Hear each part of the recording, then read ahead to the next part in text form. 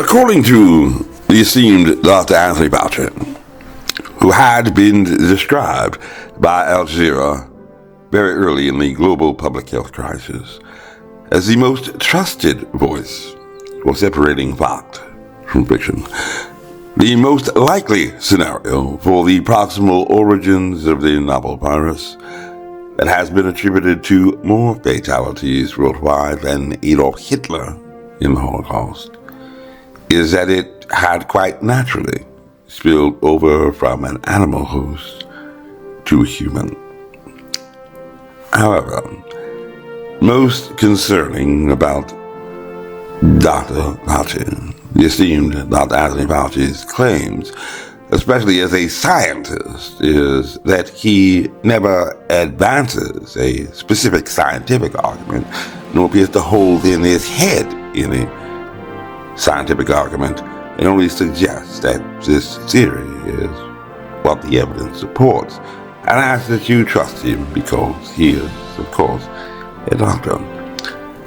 So for the next few minutes, not of course to doubt the words of the good doctor, examine the scientific evidentiary record that very clearly, after the emergence of a pneumonia of unknown etiology, quite singular, had caused Dr. Christian G. Anderson, the lead author of the most cited scientific study on proximal origins, to remark that he and his colleagues, including Edward Holmes and Mike Warby, had been quite convinced that the features on the virus had appeared to be potentially engineered.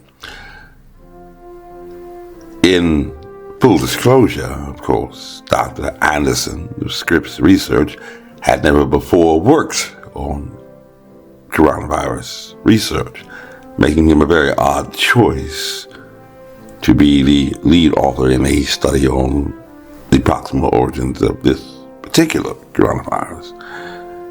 But that is just the way that things had developed.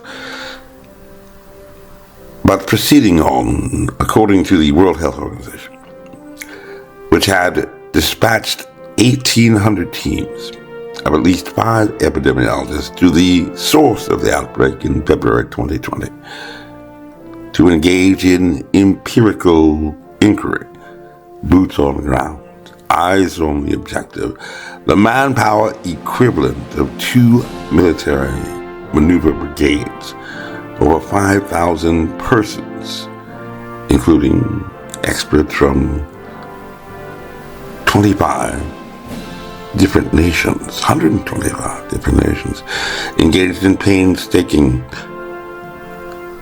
contact tracing, so essential work, of some 55,924 laboratory-confirmed cases in China, 19 times more cases than had yet been reported in the entire United States by mid-March, when persons like Dr.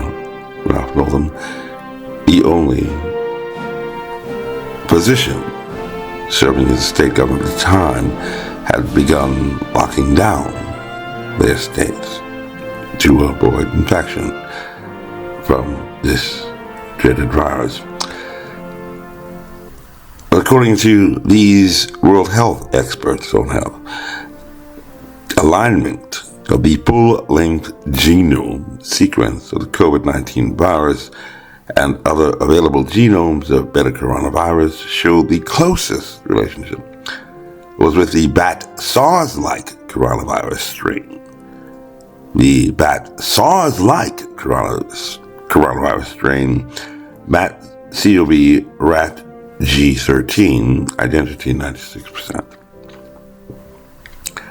From this rather robust investigative effort, most have agreed that the virus that to date has claimed the lives of over 1.2 million Americans, the virus that had by simple probability derived from the similarity of the genome, 96%, it's very close, originated with this bat CoV, specifically from a particular horseshoe bat, Rhinopolis evinus, a bat reservoir that exclusively circulates in the vicinity of Yunnan, over 1,000 miles away from Wuhan, where most agree that the outbreak had begun, and according to many who have studied this phenomenon in great detail, arriving from over 1,000 miles away in not just one, but two separate strains converging on the vicinity of Wuhan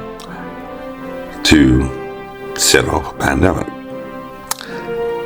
Edward Holmes and Christian Anderson have argued quite persuasively that a failure to comprehensively investigate these zoonotic origins through collaborative and carefully coordinated studies would leave the world vulnerable to future pandemics arising from the very same human activities that have repeatedly put us on a collision course with novel viruses, which of course has not been quite pleasant for some. As the President has said, we all lost something in this pandemic, even though it may have been very different for everyone. And restricting our preliminary view to this particular horseshoe map, Rhinoceros sapinus, which actually hibernates in November and December, making this zoonotic event quite an intriguing occurrence and presenting some problematic obstacles. We must actually consider bat coronaviruses generally, taking a step back to a broader view, a topic that has spawned even the early interest of persons like Zhu Jingli in the proper Mandarin and Ralph Barrett, who had been working together at UNC Chapel Hill, reporting the successful isolation of a SARS-like coronavirus, or SLCOV, in March 2015, which they had successfully not only cultivated in vivo, but also in quite a historic achievement for any virus at all, in vitro, or in a petri dish, a feat thought to be impossible just a decade before, and of course prompting Dr. Barrett to get yet another patent on recombinant coronaviruses. But at least according to a paper published in Science magazine in the year 2005 by scientists Zhu Jingli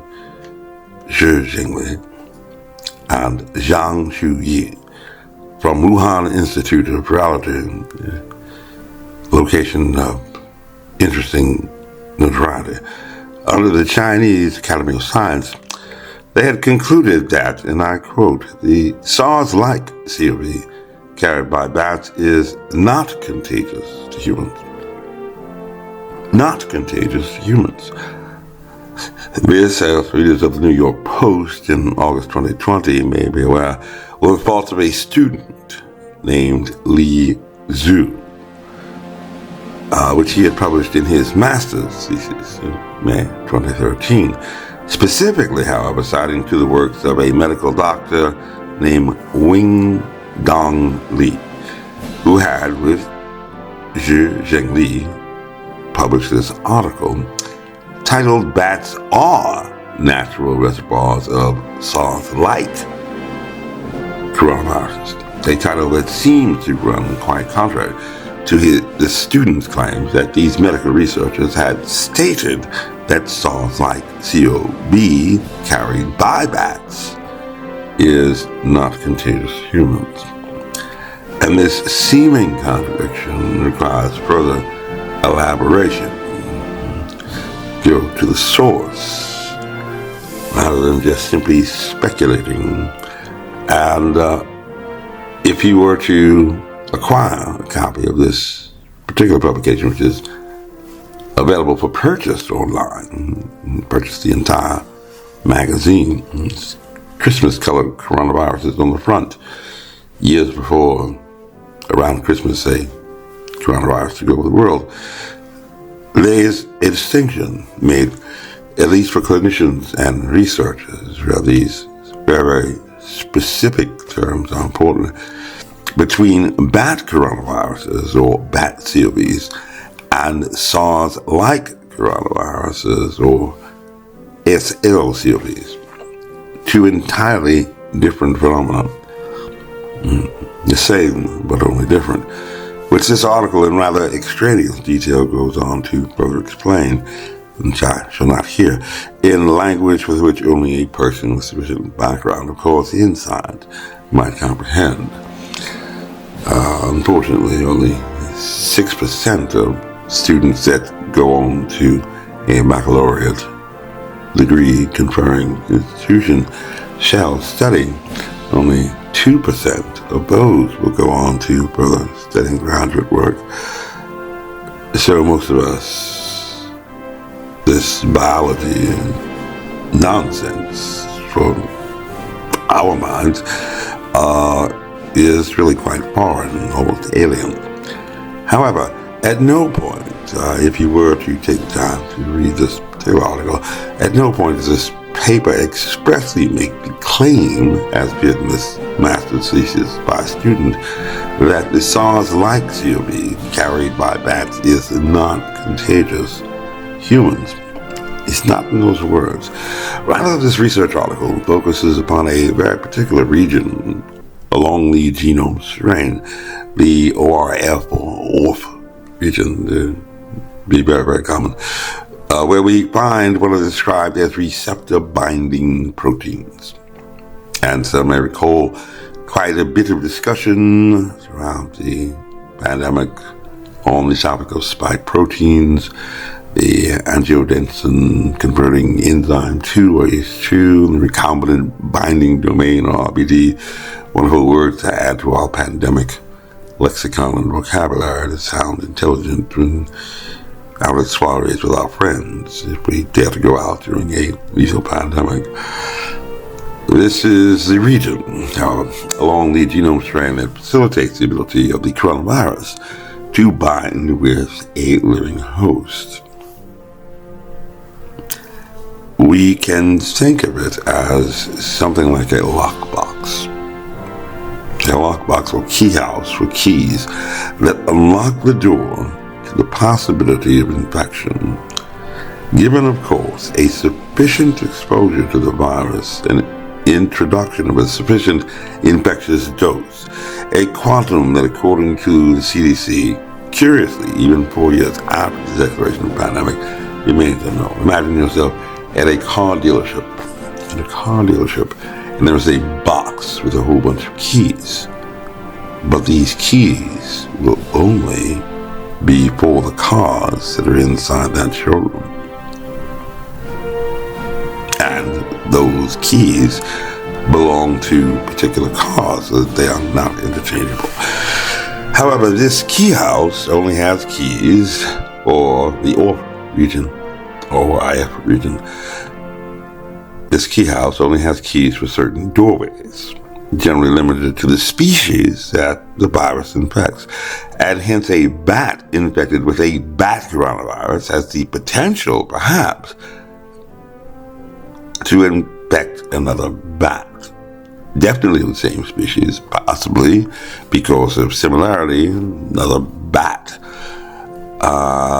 And the easiest picture to frame in your mind might be if you were to discover a sick tree infested with some virus. The leaves have gone from green to purple. Hug as you might that tree, it is highly unlikely that you would be infected by a tree virus and suddenly sprout purple leaves. For viruses are only single strands of DNA or RNA wrapped in a sheath most often. And most of us, even if we talk to them, are not plants. That should be rather easy to understand. For those who are, of course, not familiar with science and all took the time during a lethal pandemic under evolutionary pressure to become familiar with the topic. But like in locksmithing, even between animal species. These keys will only work on certain doors. And to enable this key to unlock the door to infected other species, these spillover events that apparently occur all the time, even though viruses are the most abundant biological particles in the world, and before the recently abruptly terminated pandemic, there were only 219 viruses harmful to mankind until, of course, the novel coronavirus became number 220. But some modification has to occur. And this article, published in the Science magazine in October 2005, informs us that when this does happen to occur, a rather rare occurrence from what we see in terms of just the number of viruses that have been harmful to mankind, when this does occur, as one would reasonably infer, not of course based on your feelings, but based on the science and the math, the key opens the doorway to infection of another species.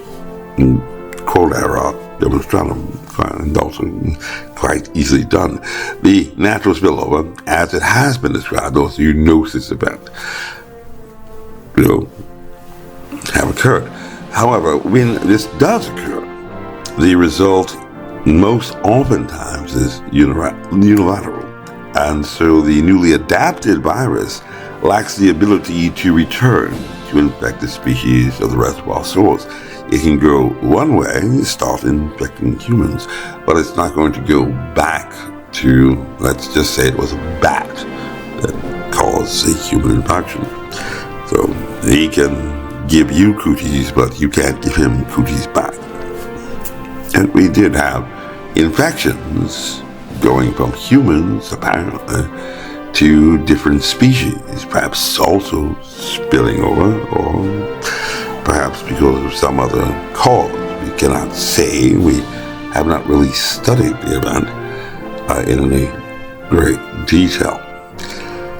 And so what must occur for this natural spillover event, as you can see, is that this OIF region along the strain must somehow be modified to be adapted to acquire another living host, in this case a human host for our pandemic, in a new species, perhaps explained by mutation.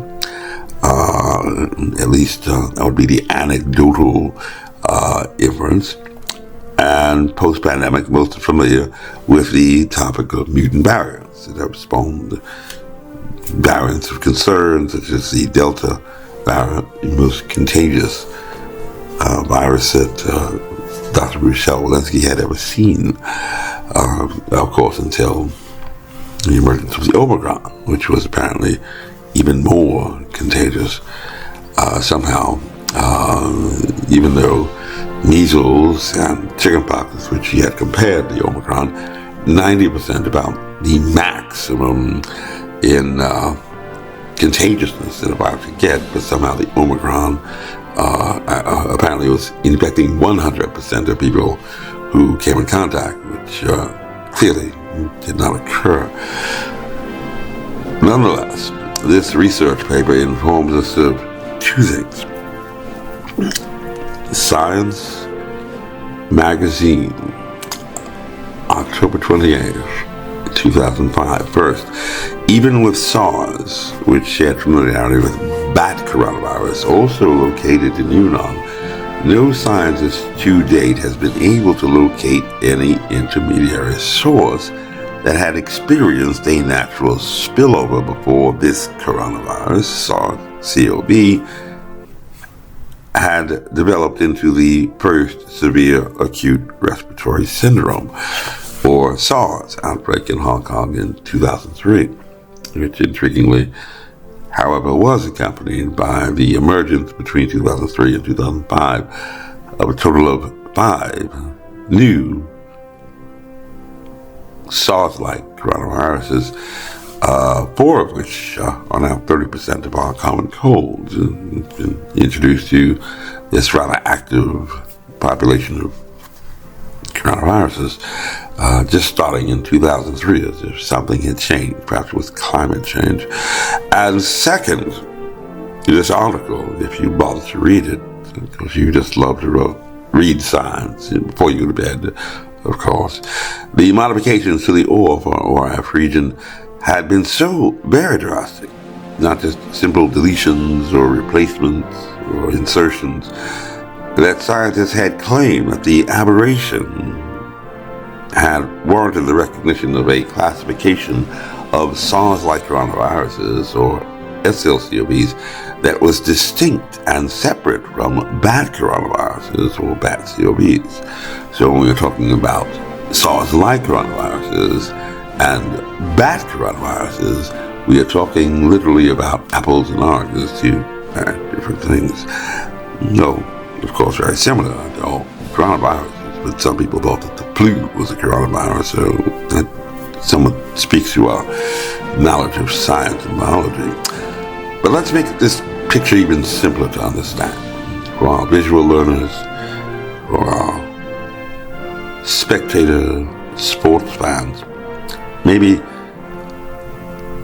this may resonate. Many people have some familiarity with cars. Everyone wants a car, and many are fans of luxury SUVs these days, despite the price of gasoline, like the Ford Flex. If you were to go to your local Ford dealership to ask about the Ford Flex, one of the very first things that the salesman will say to impress you is, of course, you look like an intelligent person. It's what all salesmen tell people who think that they are intelligent. And you will agree. You look like an intelligent person. But especially if you are fond of the finer things in life, obviously deprived in your Western privilege youth and upbringing, you have finer things in life when you are born, you wouldn't know there was anything else, is that the Ford Flex is built on the chassis of the Lincoln Town Car. And if you were to purchase a Ford Flex, be the first on your block, for those who find validation in that sort of thing, the first you get vaccinated, you can think of yourself as not only driving just an SUV, but also the Lincoln Town Car of SUVs, in addition to enjoying standard options like the completely automated and reversible back seat for those who are into automation and artificial intelligence. Now think of that in the coronavirus. The bat coronavirus is the Lincoln Town Car of coronaviruses, or bat COV coronavirus, Lincoln Town Cars. And the SARS-like coronavirus, like our novel coronavirus, is a flex coronavirus, for simplicity's sake. And at least according to the esteemed Dr. Anthony Fauci and his colleagues, like Christian Addison, Mike Warby, and Eddie Holmes, this flex coronavirus had somehow, in our most likely scenario, been the product of a natural spillover from an animal host to a human. A gain of function randomly developing from evolutionary pressures that had adapted some Lincoln Town Car bat coronavirus into a Ford Flex that with no sentient thought commenced a world tour that by the first anniversary of the pandemic had been attributed to more American fatalities than both world wars, the conflict in Southeast Asia, and the terror attacks on 9/11, and today has exceeded Hitler in the Holocaust in half the time.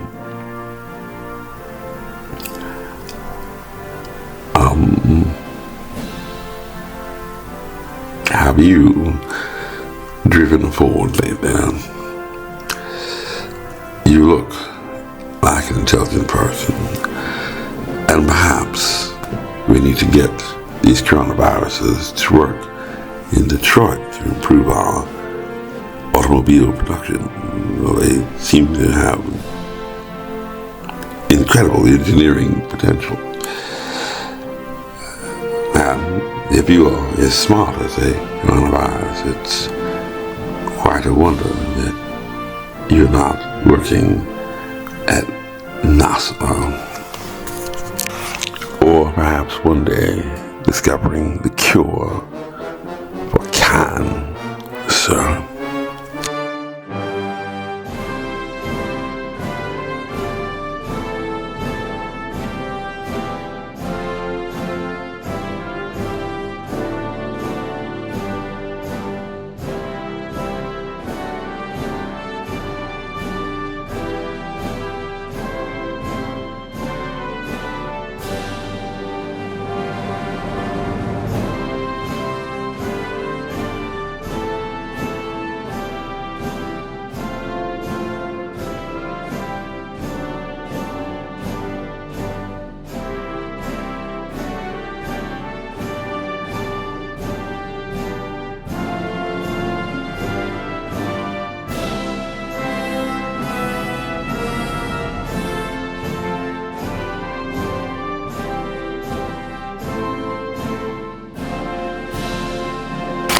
This message was approved by Major Mike Webb.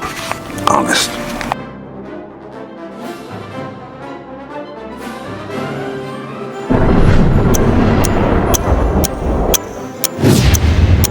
This has been a Filmways presentation, darling. And y'all go back now. Yeah.